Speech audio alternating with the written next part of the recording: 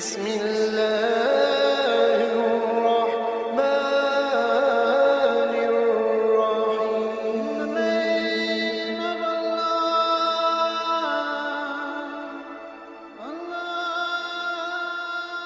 بسم اللہ الرحمن الرحیم. شروع اللہ کے نام سے جو بڑا مہربان اور نہایت رحم والا ہے. سورۃ البروج میں اللہ تعالیٰ نے اصحاب الخدود یعنی خندقوں والوں کا ذکر فرمایا ہے. بہت عرصہ پہلے کی بات ہے کہ ایک ظالم بادشاہ تھا جس نے اللہ پر ایمان لانے والے لوگوں کو آگ کی خندقوں میں جلایا. اس واقعہ کو بیان کر کے ایمان والوں کو کافروں کے ظلم و ستم پر صبر کرنے اور توحید پر قائم رہنے کی تلقین کی گئی. یہ واقعہ صحیح مسلم کی ایک حدیث مبارکہ میں تفصیل سے بیان کیا گیا ہے. پہلے زمانے میں ایک بادشاہ تھا جس کے پاس ایک جادوگر تھا.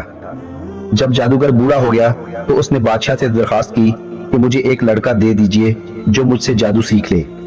بادشاہ نے ایک لڑکا مقرر کر دیا جو اس سے جادو سیکھنے لگا. اس لڑکے اور جادوگر کے گھر کے راستے میں ایک عبادت گزار عیسائی راہب رہتا تھا.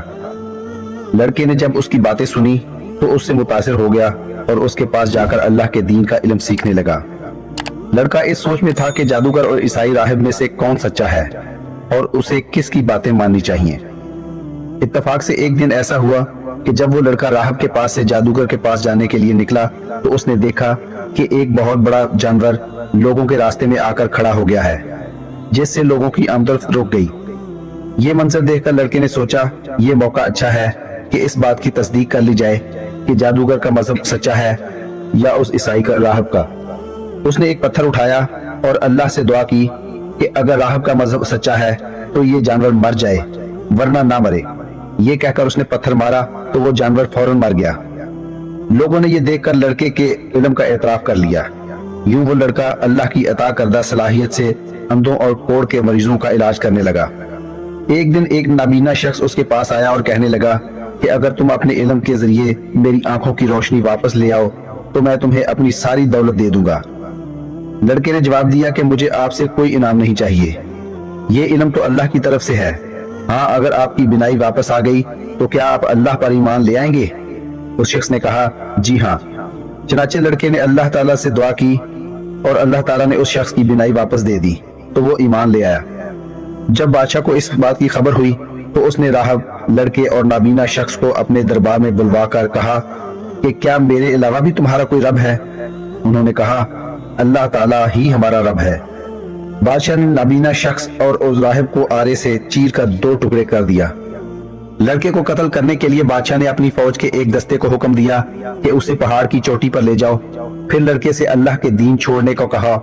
اگر وہ چھوڑ دے تو ٹھیک ہے ورنہ دھکا دے دینا تاکہ وہ نیچے گر کر مر جائے. فوجی اس لڑکے کو پہاڑ کی چوٹی پر لے گئے. لڑکے نے اللہ تعالیٰ سے دعا کی اے اللہ تو جس طرح چاہے مجھے اس سے بچا لے. اللہ تعالیٰ نے پہاڑ پر زلزلہ طاری کر دیا. وہ ساری فوج جو اس کو مارنے گئی تھی خود گر کر مر گئی.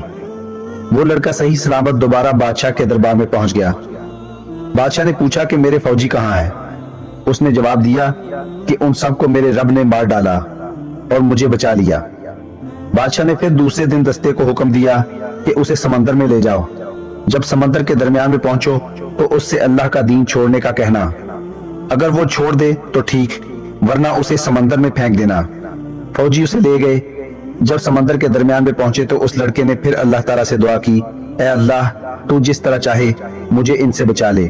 اللہ تعالیٰ نے ساری فوج کو غرق کر دیا اور اس لڑکے کو پھر بچا لیا. وہ دوبارہ بادشاہ کے دربار میں پہنچا. بادشاہ نے پوچھا کہ میرے فوجی کہاں ہیں؟ لڑکے نے جواب دیا کہ ان سب کو میرے رب نے مار ڈالا اور مجھے بچا لیا. اس طرح بادشاہ کو معلوم ہو گیا کہ لڑکے کو قتل کرنا اس کے بس میں نہیں. جب بادشاہ کی لڑکے کو قتل کرنے کی ساری کوششیں ناکام ہو گئیں تو بالآخر لڑکے نے بادشاہ سے کہا کہ اگر تم مجھے مارنا ہی چاہتے ہو تو ایک بہت بڑے میدان میں تمام لوگوں کو جمع کرو. پھر میرے ترکش سے ایک تیر نکال کر میری کمان میں لگاؤ. پھر یہ کلمات میں اس لڑکے کے رب کے نام کے ساتھ تیر چلاتا ہوں پڑھ کر مجھ پر تیر پھینکو تو میں مر جاؤں گا. بادشاہ نے ایسا ہی کیا اور لڑکا شہید ہو گیا. ساری قوم یہ منظر دیکھتے ہی پکار اٹھی کہ ہم اس لڑکے کے رب پر ایمان لاتے ہیں, کیونکہ وہ جان چکے تھے کہ حقیقی رب وہی اللہ ہے جس کا ذکر یہ لڑکا کر رہا تھا. بادشاہ یہ دیکھ کر بہت غصے میں آ گیا. اس نے اپنے فوجیوں کو خندقیں کھودنے اور ان میں لکڑیوں کے ذریعے آگ جلانے کا حکم دیا۔ تمام ایمان لانے والوں کو اس آگ کے گرد جمع کیا گیا، پھر ہر ایک سے اس کے دین کے بارے میں پوچھا جاتا۔ جو توحید کا اقرار کرتا اسے زندہ آگ میں پھینک دیا جاتا۔ اس طرح سارے مومن مردوں اور عورتوں کو آگ میں زندہ جلا دیا گیا۔ اللہ تعالیٰ نے ان مومنوں کو ایسی ہمت عطا فرمائی کہ کوئی بھی ایمان چھوڑنے پر راضی نہ ہوا، اور ان میں سے ہر ایک نے آگ میں گر جانا قبول کیا۔